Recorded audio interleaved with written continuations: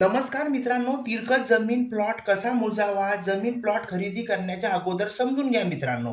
ही आपली जमीन आहे. मग ही कशी मोजायची? तर यासाठी आपल्याला काय मित्रांनो, लांबी गुणिले रुंदी याचं सूत्र असते.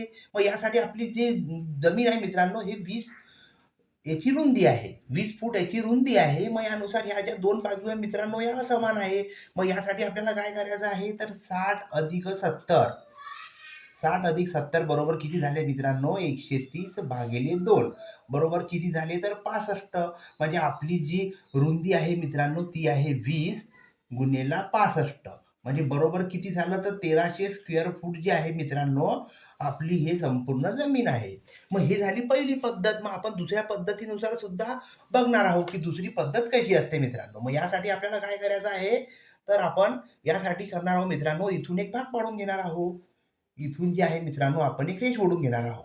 ही रेष ओढली आपण. मग यानंतर आता हे काय झालं मित्रांनो, हे आयत झालं. मग आयताचं सूत्र काय आहे? लांबी गुणिले रुंदी. लांबी गुणिले रुंदी. मग आपली लांबी किती आहे? तर इथपर्यंत 60 आणि इथपर्यंत सुद्धा 60 येणार आहे आणि ही रुंदी किती आहे? 20. मग 20 गुणिले 60 बरोबर किती झाले मित्रांनो? 1200.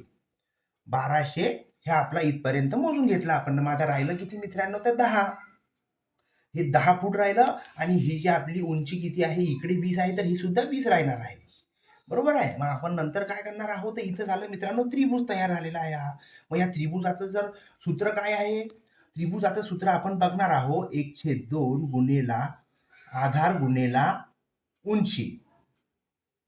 हे सूत्र आहे मित्रांनो. मग यानंतर आपण काय करणार आहोत?